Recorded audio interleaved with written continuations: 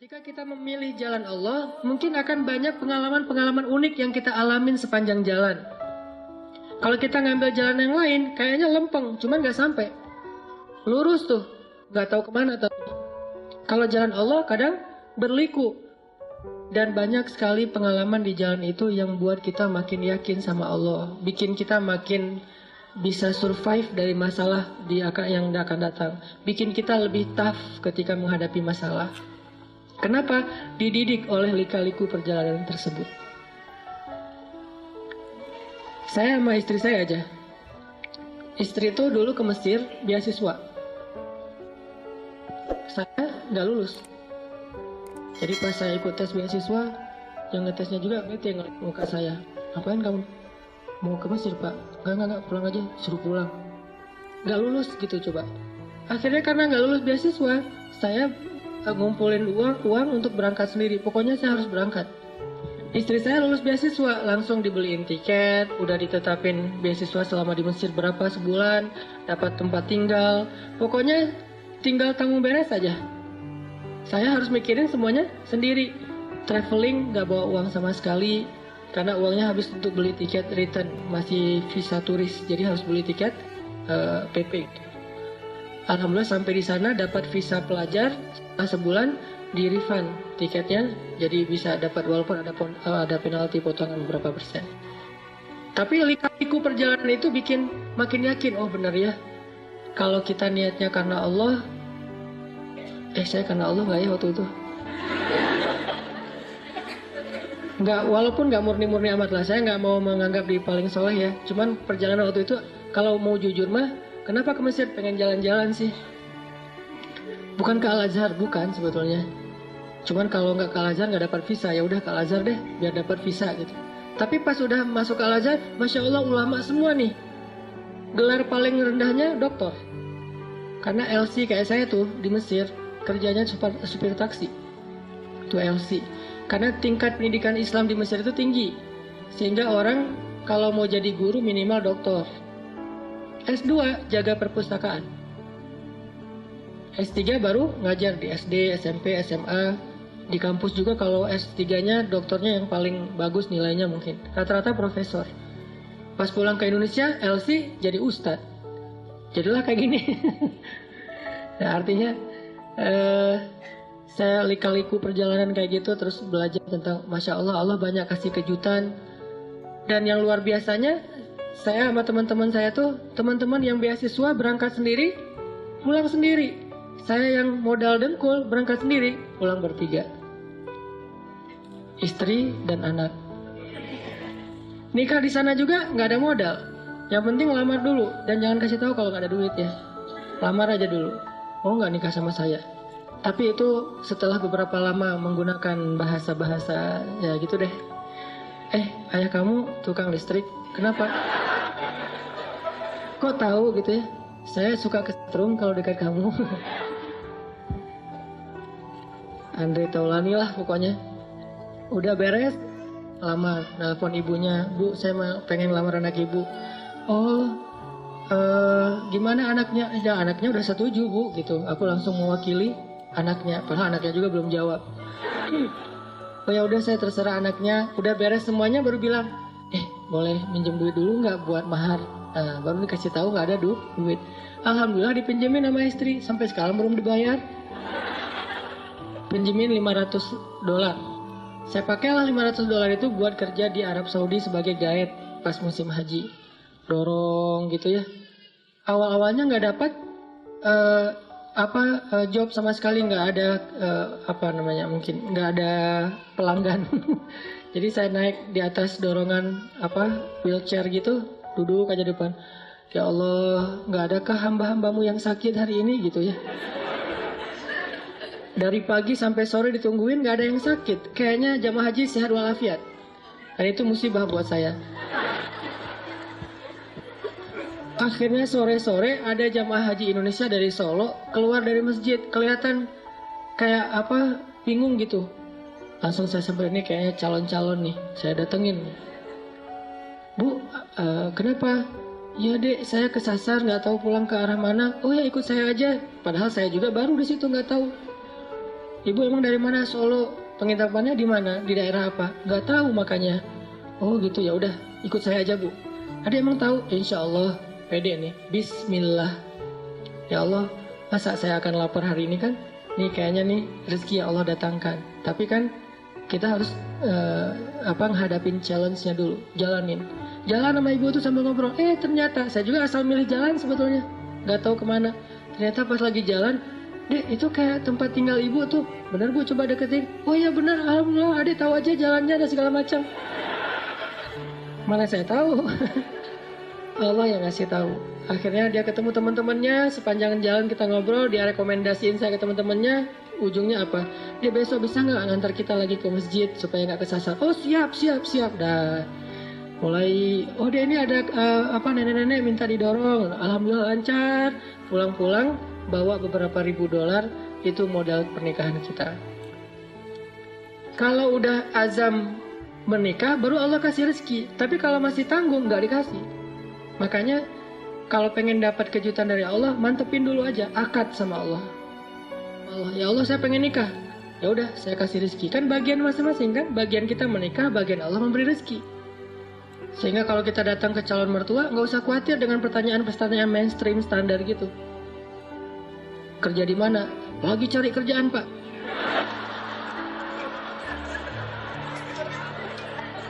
Pede gitu. Terus gimana kamu ngasih makan anak saya? Siapa yang ngasih makan? Allah. Masa dia mau bilang nggak mungkin kan ya? Kalau perlu koleksi beberapa hadis, judulnya hadis-hadis melamar. Tuh ada beberapa hadis, salah satu yang terkenal, kalau datang kepadamu anak muda yang baik akhlaknya, maka jangan ditolak. Ngomong aja Pak, saya pernah tuh ya baca hadis, katanya sih sahih gitu. Ini kayak gini nih hadisnya, bener gak ya Pak? Oh bener nih hadisnya emang sahih. Ini maksudnya gini nih Pak, jangan ditolak. Itu gimana maksudnya Pak? Itu tips, insya Allah gak bakalan ditolak teman-teman. Tuh kayaknya 90% kemungkinan diterima, cuman 2 tahun lagi. Saya terima deh, cuma jangan sekarang, nanti aja. Setelah kamu dapat kerjaan angger ya, tetap aja. Oke, jadi gimana kita nge-recovery emosional kita?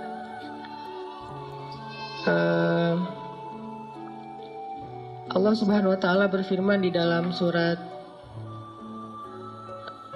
kalau tidak salah, Al-Ma'arij, Innal insan khuliqa halu'a, idza massahu syarr jazua, wa idza massahul khair manu'a. Manusia itu labil. Idza massahu syarr jazua, wa idza massahul khair manu'a. Emang kayak gitu, manusia itulah labil. Terus recovery kelabilannya tuh kayak gimana? Ternyata recovery itu akan cepat dan bertahan kalau kita belajar, yakin, dan berpegang teguh kepada Allah. Cepat recovery-nya teman-teman.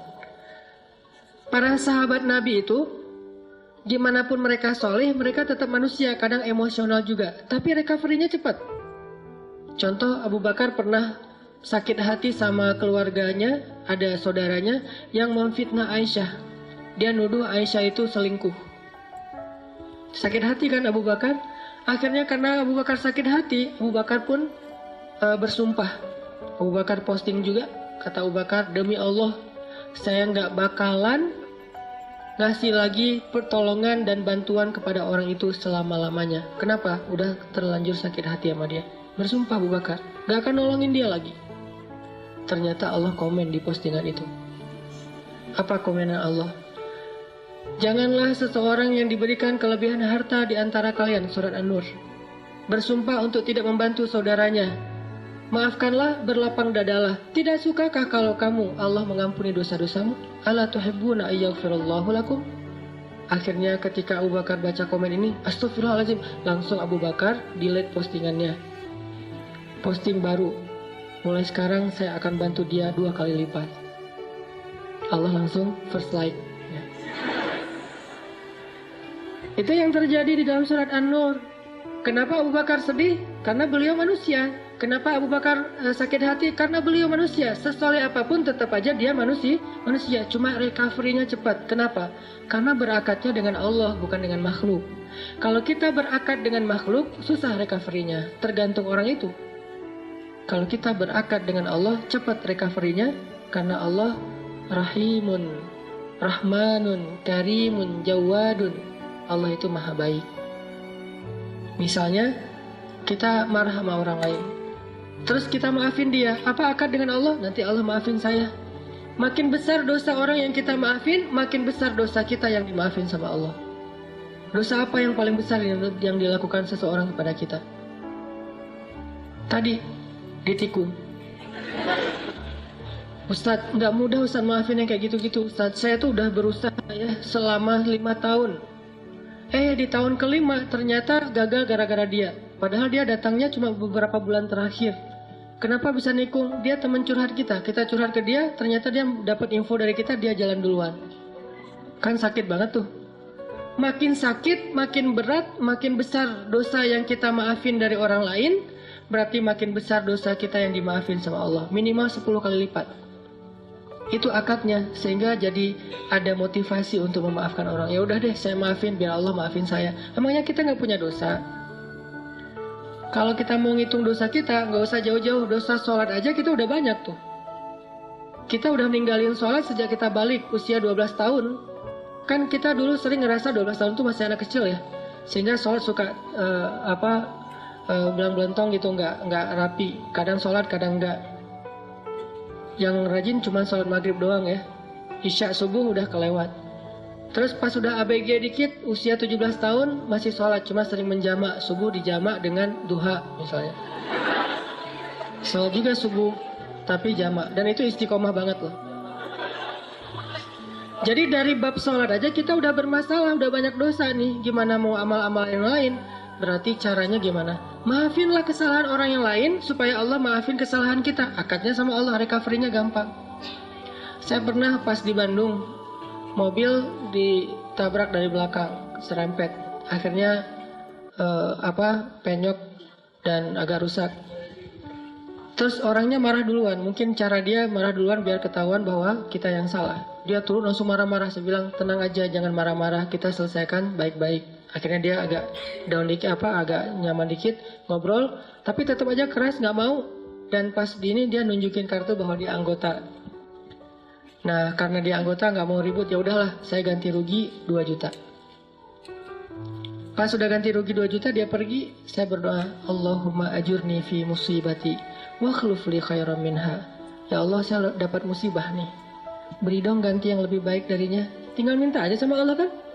Akhirnya yang tadi kita udah kayak ngerasa sedih banget gara-gara kita udah mobilnya rusak, harus bayar ganti rugi orang lain yang salah lagi tuh. Karena dia mungkin pakai kekuasaannya daripada nanti rame dan makin besar, habisnya udahlah 2 juta. Tapi minta ke Allah gantinya 20 juta. Lebih baik dari yang kita berikan. Gak lama seminggu kemudian benar-benar Allah ganti 20 juta cash. Bukan sedekah, jangan selalu menerjemahkan keajaiban itu dalam bahasa sedekah. Bisa juga dapat usaha apa, jualan apa yang keuntungannya banyak. Kayak saya dulu di Mesir jualan bakso. Kalau ada acara-acara kayak gini nih saya ngeliat teman-teman di Jepang kayak nostalgia lagi kondisi dulu di Mesir ya. Lagi ada acara mahasiswa Indonesia di sana namanya PPMI gitu. Saya jualan bakso. Tapi saya nggak bisa bikin bakso, teman yang jualan. Terus saya bilang, ya udah kita bagi hasil aja ya, bagi 2, kamu 30%, saya 70 gitu. Dia mau, alhamdulillah dia bikinin, terus saya ini jual. Terutama buat acara mahasiswa Malaysia. Kenapa? Karena menurut saya orang Malaysia nggak bisa ngebedain bakso yang enak sama yang enggak. Soalnya di Malaysia nggak terlalu banyak kan. Kalau di Indonesia kan banyak tuh bakso. Akhirnya jual ke Malaysia. Nggak terlalu enak juga, mereka, wah enak Pak Cik, tak apa-apa gitu ya. Udah jualan. Kalau orangnya enakan. Orangnya nyaman gitu, saya kasih baksonya banyak. Kalau orangnya mukanya agak-agak kurang nyaman, kasih aja 2 lah. Nggak usah banyak-banyak datang. Pak Cik, mau bakso? Oh ya, kasih 10. Datang lagi, diam-diam, mau apa? Bakso, kasih 2. Mas, kok beda? Beda banget ya. Wajahnya beda gitu. Kalau yang datang macet-macet, 15 lah gitu ya. 15 macet, 15 mah. Untung nggak? Untung tetap alhamdulillah.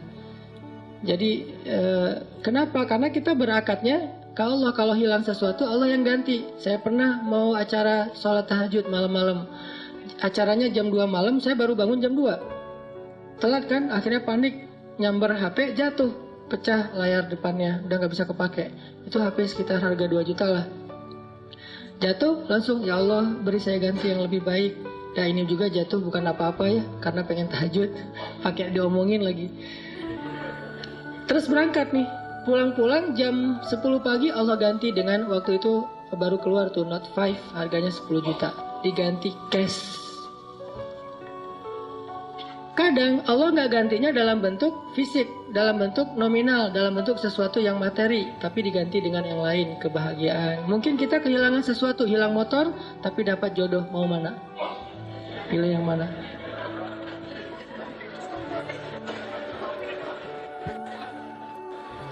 Jadian nih, gara-gara nikmat hilangnya motor. Pas ketahuan kita nggak punya motor, putus lagi.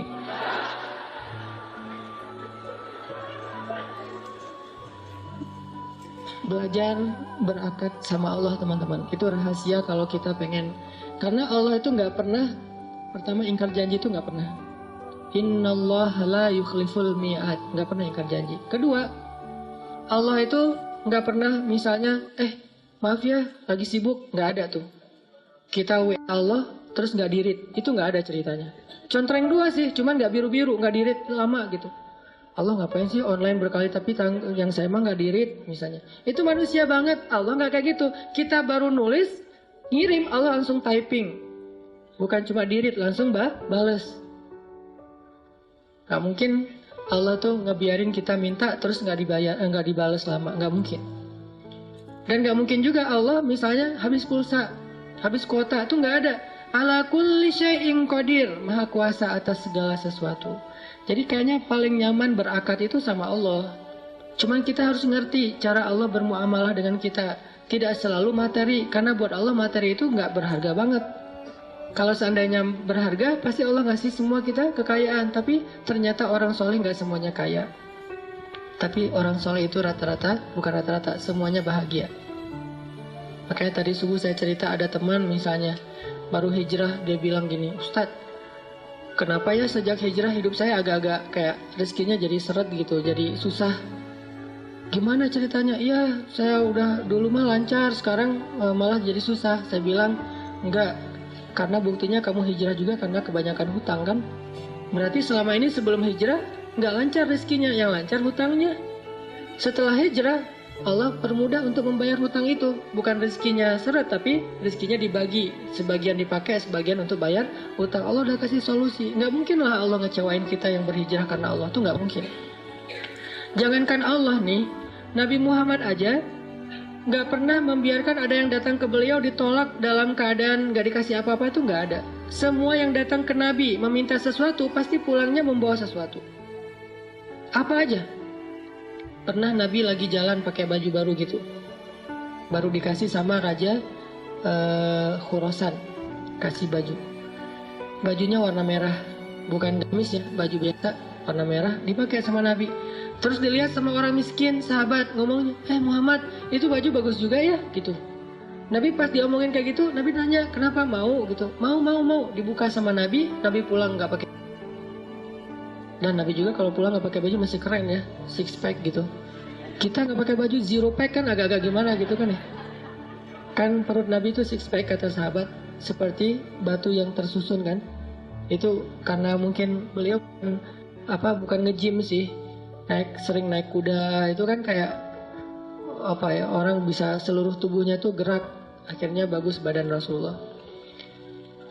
Nabi nggak pernah mau ngecewain orangnya. Terus Nabi jalan pakai syalnya syal baru gitu. Untungnya nggak pakai kupluk baru ya, pakai syal doang gitu. Datang orang Badui, ditarik syalnya, dilepas sama Nabi, dikasih. Ada yang datang ke Nabi, ke Aisyah misalnya, Aisyah tuh cuma punya 3 butir korma, dari pagi belum makan, untuk sahur aja nggak dimakan karena pengen dipakai untuk buka puasa hari itu. Datang satu orang ibu dengan 2 anaknya. Karena lapar bilang, Aisyah saya belum makan dari pagi. Aisyah langsung ngambil ngasih. Jadi nggak makan sahur, nggak berbuka puasa. Kenapa? Karena sifat Nabi itu tidak ada yang datang kepada beliau pulang dalam keadaan tangan kosong. Itu nggak ada. Nabi aja kayak gitu, apalagi Tuhannya Nabi, Allah Subhanahu Wa Taala. Nggak ada yang datang kepada Allah pulang dalam keadaan kecewa, itu nggak ada. Kalau dia kecewa, berarti dia nggak ngerti cara berakad sama Allah. Dia salah paham dengan cara-cara Allah. Kalau dia ngerti Allah, nggak bakalan kecewa. Dia tahu banget Allah Maha Baik, Allah yang selama ini nolongin saya, Allah yang yang menyelamatkan saya. Alam yajidka yatiman fa'awa, wa wajadaka dhallan fahada, wa wajadaka ailan fa'aghna. Dan Allah itu tergantung prasangka hambanya kepada Allah. Kalau kita berprasangka baik, Allah akan ngasih apa yang kita persangkakan 10 kali lipat lebih baik. Kalau kita berprasangka buruk, maka Allah seperti yang kita prasangkakan. Jadi tergantung kita nih, mau gimana? Mau dapat nikmat, ya udah, Allah Maha Pemberi nikmat. Mau dapat jodoh, Allah Maha menciptakan segala sesuatu berpasangan. Nggak mungkin saya dibiarkan sendiri. Masa kita kalah sama Julaibib? Budak yang bahkan tidak bernilai di mata orang-orang Quraisy, dia nikahnya sama seorang putri raja. Ini kayak dongeng gitu kan? Kenapa? Karena Julaibib nggak pernah berputus asa kepada Allah, nggak pernah suuzon sama Allah. Datengin ditolak, datang lagi ditolak. Kadang kita kayak gitu banget hidup. Datang udah 3 kali ditolak, akhirnya putus asa, udah pakai selebaran, taruh di pintu-pintu rumah. Mau nggak nikah sama saya? Siapa yang mau tolong hubungin nomor telepon ini. Kalau nggak mau jangan dibalas udah. Ternyata dari 100 selebaran nggak ada yang nyangkut. Karena kita naruhnya di rumah kontrakan yang belum ditempatin. Wah. Ini maksudnya husnuzon sama Allah. Jangan suuzon. Begitu kita husnuzon sama Allah, baru berbaik sangka. Kadang-kadang kita baru membatin, Allah udah kabulkan. Di Bandung tuh banyak tuh kejadian kayak gitu. Hal-hal yang menurut saya dulunya terjadi di zaman para ulama, sekarang terjadi di zaman kita. Kok bisa ya? Mirip dengan kisah Imam Ahmad bin Hambal yang datang ke Basroh gara-gara ada yang beristighfar kan di Basroh. Itu terjadi loh di Bandung dengan saya. Suatu hari saya datang ke masjid markasnya Pemuda Hijrah, Masjid Al-Latif di Bandung. Ada rapat gitu, kita sering rapat, terus karena macet, saya nggak mau naik kendaraan sendiri, pesan ojek online, berangkat. Dari pagi sampai sore. Di masjid itu, saya sholat zuhur dan asar ngimamin. Karena lagi ada saya di situ, ya udah sekalian ngimamin. Pas sudah selesai asar, udah beres semua rapat, saya order lagi, ada yang ngambil, ojek online, jalan. Di tengah jalan orangnya ngobrol, Mas, suka sholat di masjid itu juga? Saya bilang, ya, sesekali, saya bilang. Iya ya, masjid itu ramai sekarang, anak-anak mudanya luar biasa itu masjid. Saya juga suka sholat di situ, kata dia. Itu ada tuh imam muda, siapa namanya di situ teh? Muzammil. Iya ya, Muzammil tuh suaranya bagus ya. Ya alhamdulillah. Mas suka ikut talim juga di situ. Kadang-kadang saya bilang. Oh iya ya hebat, itu talimnya ramai banget tuh. Ada juga tuh ustadz siapa gitu yang suaranya kayak cewek, kata dia. Saya mulai nih, nyari masalah nih tuh. Tapi saya senang dengar boosternya YouTube segala macam, gurunya Muzammil, siapa ya namanya? Siapa? Hanan? Iya Hanan gitu, itu luar biasa. Mas suka dengar ceramahnya juga? Suka. Dan saya nggak bohong kan, karena emang saya kadang-kadang dengerin booster, 1 minute booster itu juga kayak dapat hidayah. Dapat hidayah dari diri sendiri. Saya dengar, Masya Allah nih Ustadz enak juga ya ceramahnya. Saya kayak dapat hidayah dari ceramah diri sendiri. Kayak misalnya ceramah tentang diri, nge-reject Allah. Allah manggil, reject sehari 5 kali kita nge-reject Allah, tapi Allah nggak pundung. Kita baru mungkin ngerasa kayak belum dikabulkan doa aja udah pundung fisabilillah. Kan banyak yang pundung fisabilillah, pundung di jalan Allah kan banyak tuh. Allah nggak pernah pundung, itu bikin saya, iya ya Allah sering kita reject tapi nggak pundung. Datang lagi besok, datang lagi lusa, datang lagi. Bertahun-tahun Allah manggil kita, seringnya kita reject. Rejectnya itu kasar lah gitu. Kok udah azan aja sih, kan kasar banget ya rejectnya. Nah itu saya bikin, oh Masya Allah nih ceramahnya luar biasa, dapat hidayah. Saya juga senang dengan ceramahnya, saya bilang, iya. Mas di situ jadi jamaah atau orang PKM juga? Ya ngurus masjid juga sedikit-sedikit. Dia mulai curiga gitu. ngeliat ke belakang dikit-dikit. Mas tadi yang imam sholat zuhur ya? Ya, saya bilang. Asar juga? Ya. Mas ini namanya siapa gitu? Saya bilang Hanan. Hanan yang mana nih? Mulai oleng dia tuh. Hanan Ataki langsung wah gitu. Berhenti rame heboh di perempatan jalan, coba semua orang ngelihat ke arah kita. Hanan Ataki, masya Allah gitu, dia langsung berhenti. Emang lampu merah sih, bukan gara-gara itu, berhenti. Langsung berhenti terus dia ngomong, masya Allah, saya selama ini tuh sering berdoa, ya Allah kalau ikut talim, saya pengen banget ketemu saat itu, tapi jangan di taklim yang berdua gitu, gimana caranya? Istighfar, salawat. Ternyata Allah kabulkan sebulan doang loh, dia kayak gitu. Sebulan kemudian Allah kabulkan, saya order ojek online, dia ngambil, akhirnya kita satu ojek berdua. Ngobrol sepanjang jalan, sampai ke rumah tuh heboh. Di rumah dia minta selfie, sampai tetangga pada ngeliat ada apa sih, ramai gitu. Heboh gitu kan? Masya Allah, ternyata dia berdoa dengan istighfar dan salawat. Allah kabulkan, bukan saya yang soleh, dia yang soleh, makanya doanya dikabulkan. Kayak saya cerita, saya mah bukan tipe istri saya, justru dia nggak pengen yang kayak saya. Kenapa? Banyak lah. Pertama, dof lah ya, warnanya agak gelap. Keseringan di pantai, Terus yang kedua orang Sumatera. Kan buat orang Jawa mungkin Sumatera dianggap keras gitu ya. Padahal enggak kan? Sumatera itu dianggap keras. Ada yang curhat Apalagi orang Sumatera kuliah di Mesir. Mesir itu Sumateranya Arab. Yang paling keras tuh Mesir tuh di Arab teh. Tapi walaupun keras mereka tuh orangnya nggak baperan. Keras doang, cuman nggak sampai ke hati. Ngomong nyapa, hey bro, tapi kayak orang marah-marah. Kamu ini nyapa atau marah? Nyapa. Oh ya. Saking ininya. Sehingga buat istri saya ketemu orang Sumatera.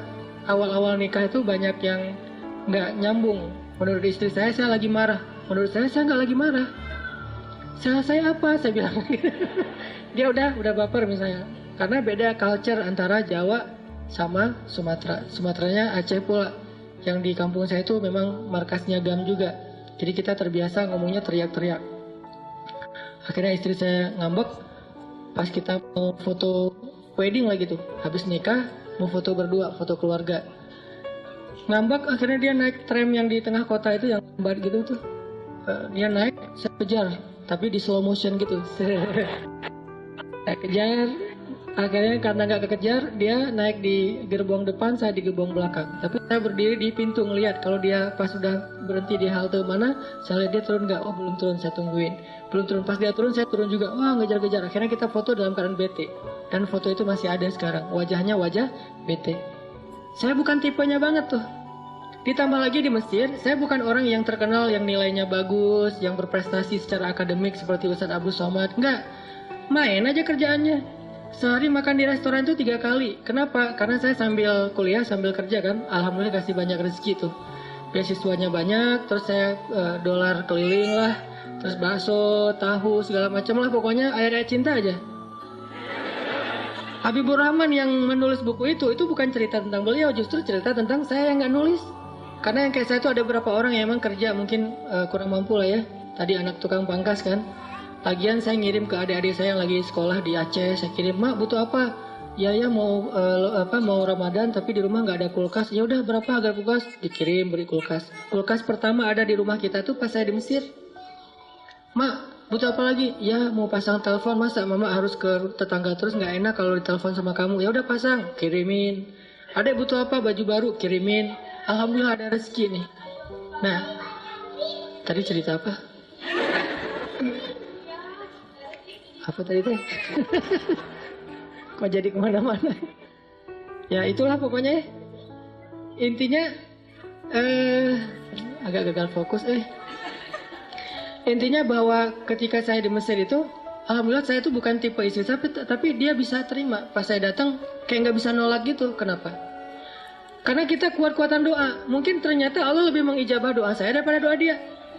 Kalau dia, ya Allah jangan yang itu, jangan yang itu, jangan yang itu. Saya, ya Allah yang itu banget deh. Ternyata Allah mengijabah. Ustadz dilawan ya. Oh ya Allah. Tahajud, begitu diterima, tahajudnya lupa. Kebiasaan manusia tuh gitu. Ya Allah, yang itu banget, yang itu banget. 4 ciri yang ada, yang dia pantengin. Nggak boleh saya banget, ada pada saya 4-4-nya. Pas saya tanya, kenapa kok kamu terima? Karena kamu punya yang kelima, apa? Hati kamu. Kenapa dengan hati saya? Enggak lah ya. Yang jelas, Allah yang menggenggam segala sesuatu. Minta aja sama Allah. Bukan sama makhluk. Makhluk boleh kita minta tolong segala macam. Cuma bergantungnya jangan kepada makhluk. Kalau kita gantungnya sama Allah, dimudahin banget. Saya tuh suka kadang-kadang, dulu kan suka ada kayak film yang vampir teh apa? Ya, New Moon ya, yang versi terbarunya kan ya. Nah, yang pas New Moon-nya kan si cowok vampirnya udah kayak meninggal gitu kan ya. Terus ceweknya caper sama cowoknya ngapain? Kayak mau bunuh diri, balapan supaya si vampirnya muncul nolongin dia gitu kan? Belum pernah nonton? Kompak. Nah, kita tuh harusnya dalam bahasa yang lain analoginya ke Allah tuh kayak gitu. Saya suka banget gambling tapi akadnya ke Allah. Karena saya tahu Allah nggak akan biarin saya sendiri. Ngambil aja sebuah resiko, tapi jangan melanggar syariat Allah ya. Karena kalau kita melanggar berarti nggak ada akad sama Allah. Selama kita nggak melanggar syariat, Allah nggak akan biarin kita sendiri. Kayak tadi, mau kerja, modalnya modal dengkul, jalanin aja.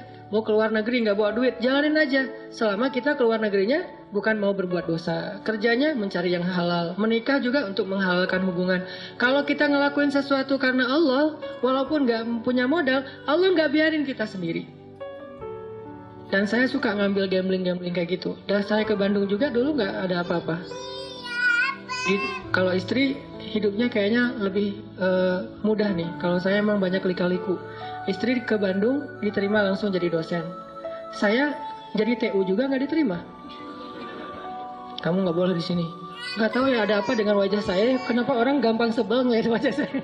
Kamu nggak boleh. Oh ya Pak, nggak apa-apa gitu. Akhirnya istri ngajar, saya ikut. Kalau nggak boleh ngajar ya udah saya nulis buku tuh.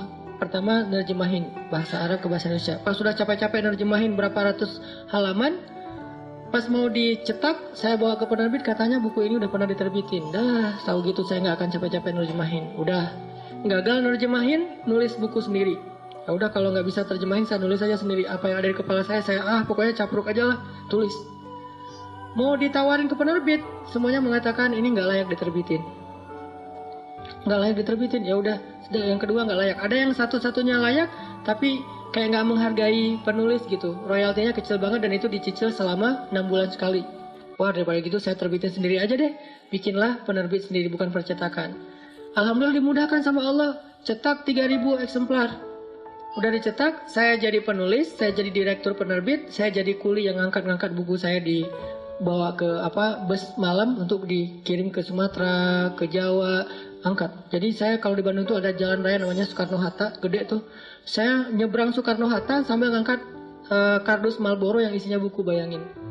Angkat 2, satu di sebelah kanan, sebelah kiri. Dan itu penulis buku loh. Antar, Pak, saya mau ngirim buku ini. Buku apa? Adalah buku bagus, penulisnya juga terkenal. Saya bilang, dikirimin, alhamdulillah nggak balik. Nggak ada yang transfer, nggak balik juga. Sekitar 70% nggak balik, cuma 30% yang balik. Oke, nggak masalah. 1.000 udah dikirimin, nggak balik. 2.000 lagi. Ada pameran buku Islamic Book Fair di Bandung yang biasanya diadain setiap beberapa bulan sekali. Saya minjem stand di situ. Boleh saya pakai satu space kecil di depan standnya? Boleh, kata yang punya standnya. Nah, akhirnya saya bikin X-banner. X-bannernya, orang kan judul buku segala macam. Enggak, wajah saya yang paling gede di situ. Pencitraan kan? Pencitraan ordai lah pokoknya. Pencitraan gede wajah saya. Salah lagi tuh, saya ngambil foto dari handphone. Foto lagi pakai baju kemeja putih. Ternyata di sini kelihatan di kantong ada duit 1.000. Kelihatan lagi tuh. Saya pakai spidol. Saya pakein spidol nih, jangan kelihatan duit 1.000. Akhirnya udah ngangkat-ngangkat buku, pakai X-banner, pakai meja kecil, bukunya disusun jadi kayak kipas gitu kan, biar menarik. Saya ke toilet, ganti baju. Tadi kan baju kurir. Sekarang baju penulis, kayak baju kemeja, taruh pulpen, pilot, berdiri di depan itu. Orang-orang lewat, Mas ini buku apa? Buku tentang Al-Quran Bu. Oh ya, siapa penulisnya? Oh Masya Allah, tanda tangan. Mulai gitu ya, bikin-bikin event, seminar, training, segala macam. Alhamdulillah dari situ saya coba nambahin usaha deh. Mulai jual pulsa M-Kios kalau di Indonesia. Saya punya 60 cabang pulsa di Indonesia. Di Bandung maksudnya. 60 cabang pulsa. Belum ada Alfamart waktu itu. Belakangan baru di Alfamart jualan pulsa. Sebelum Alfamart jualan pulsa, saya jual 60 cabang di seluruh Bandung. Mulai main jual beli mobil bekas, beli jual. Jadi kayak punya banyak mobil, padahal cuman gantian aja, beli jual lagi, beli jual lagi. Main properti. Masya Allah, ternyata Allah mudahkan. Gak mungkin Allah biarkan saya sendiri, karena niat saya apa? Gak boleh istri saya menafkahi saya, itu pantang banget buat saya. Pamali. Gak boleh istri menafkahi saya, harus saya. Walaupun mungkin istri punya warisan, punya harta banyak, tetap aja nafkahnya dari saya. Dan harus saya ngasih, terbiasa dari kecil. Karena emang anak pertama ngasih ke keluarga, jadi harus ada tanggung jawab itu. Ternyata Allah nolong banget, dimudahin. Sampai akhirnya yang saya cerita punya rumah, modalnya cuma sholat asar kan. Jalan sama istri memotoran kayak gitu, tetap gak bawa jas hujan. Siapa tahu hujan gitu kan. Jalan nyari rumah yang harga murah-murah lah. Waktu itu harga tipe 45 itu masih 200 juta. Cari rumah. Azan asar, hayya ala sholah. Masuk ke masjid, kita sholat asar dulu. Sholat asar. Ketemu dengan jamaah. Ustaz ngapain kesini? Jauh padahal dari Bandung. Enggak, lagi jalan-jalan aja. Oh iya, Masya Allah. Jalan-jalan kemana Ustaz? Karena ditanya-tanya terus, saya bilang nyari rumah. Kenapa nggak rumah saya aja? Enggak lah, cari yang kecil-kecil aja Bu. Nggak apa-apa, lihat dulu rumah saya. Ada kolam renangnya loh Ustaz. Hah? Kolam renang? Garasinya 3 mobil, kolam renangnya di belakang, terus ada halamannya kayak backyard gitu, kamarnya 9. Saya langsung putus asa, enggak Bu, itu mah bukan tipe saya. Saya nyarinya yang 2 kamar, yang tipe 45. Enggak apa-apa, lihat aja, dipaksa-paksain. Dan saya mah nggak mau orangnya, dipaksain sama dia. Saya pulang, ditelepon malam-malam. Besok saya tunggu ya Ustaz, datang nih. Pas datang, lihat, emang bener nih, garasinya juga udah gede, gerbangnya aja tinggi. Kayaknya ini kita mah cuma menghibur aja ya, menghargai orang yang undang, nggak akan diambil juga. Ya kata istri saya. Gimana Ustadz? Masya Allah rumahnya besar banget Bu. Ini udah ditawarin 700 juta, nggak saya kasih Ustadz. Itu Ustadz, terserah Ustadz deh. Maksudnya 650. Nggak, terserah Ustadz. Bu, saya carinya cuma 300 juta. Dia diam sebentar, ya udah ambil aja. 300 juta. Saya bilang, tapi uangnya cuma 30 juta. Mikir lagi dia. Uangnya cuma 30 juta Bu. Tadinya rencana mau dicicil. Ustaz gak usah sibuk-sibuk nyicil ke bank segala macam. Udah aja ke saya, berapa uangnya? 30 juta. Bawa sekarang? Enggak sih, ditransfer ya udah. Berapa lama Pak? Terserah Ustaz. Alhamdulillah 6 bulan lunas. Allah mudahin banget tuh. Akhirnya anak-anak datang, wah kolam renang, loncat-loncat. Lama-lama karena di daerah tinggi dekat Lembang dingin, lama-lama nggak jadi kolam renang, jadi kolam ikan. Ikannya mati kedinginan. Akhirnya sekarang jadi saung, nggak jadi kolam renang lagi. Artinya emang Allah mudahin banget. Dan saya selalu suka gambling gitu sama Allah. Gini jalan. Akhirnya Allah kasih, jalan Allah kasih. Pemuda hijrah itu sendiri adalah ilham dari Allah. Karena selama 8 tahun saya ngajar dari masjid ke masjid, saya ada feeling guilty. Masa sih dakwah saya gini-gini aja? Kayak nggak ngaruh terlalu banyak kepada masyarakat, cuman ke ibu-ibu yang udah rajin ngaji. Mereka mah udah pada soleh. Gimana dengan teman-teman yang masih jarang ke masjid? Mikir 8 tahun. Allah kasih ide, bikinlah sebuah gerakan anak muda, segmennya anak main. Mulai saya deketin anak-anak main. Main apa yang paling seru anak muda nih? Misalnya BMX sama skateboard. Saya coba golosoran gitu ya, skateboard. Walaupun nggak bisa ngetrik. Wah enak ternyata. Apalagi pas misalnya di ball gitu kan, angin-anginan gitu. Terus coba Ustadz yuk ke laut, coba main surfing. Pedal, awal-awal pedal tuh tangan kaku karena kan berat banget kan pedal. Sampai pas sholat habis pedal tuh nggak bisa angkat tangan, nggak bisa gini. Jadi sholatnya nggak bisa digerakin, awalnya kaku. Lama-lama teman-teman server, ternyata emang server di Indonesia tuh banyak yang legend ya, hebat-hebat. Server-servernya pada respect karena dianggap Ustadz bisa pedal juga udah uyuhan kan. Ustadz pedal doang gitu kan ya. Pas segitu udah lumayan lah untuk Ustadz mah pedal doang, walaupun datang ombak lari gitu. Ombak, Allahu Akbar, lari gitu. Apalagi kalau udah barrel gitu kan, itu bahaya banget. Sampai pernah dihempaskan ke bawah sampai habis ini. Walaupun nggak seperti hempasan masa lalu sih, masih lumayan lah. Dihempasin. Oh, ya. Artinya dimudahin sama Allah dalam jalan dakwahnya sampai alhamdulillah jadi tren di Indonesia. Anak muda berhijrah di seluruh Indonesia sekarang. Anak muda itu rajin taklim ke masjid. Itu semuanya dari Allah. Tinggal mau nggak kita meniti jalan Allah walaupun kadang nggak terlalu jelas. Karena emang nggak mau ngasih tahu kepada kita Allah tuh semuanya dikasih tahu hanya beberapa step ke depan. Biar kita makin yakin sama Allah dan bergantung kepada Allah. Intinya yuk teman-teman belajar lebih yakin lagi sama Allah, berakad dengan Allah ketika kita hidup, libatkan Allah dalam setiap masalah kita. Maka la yudayya'akallah, Allah nggak bakalan ngecewain kita. Itu aja yang bisa saya sampaikan.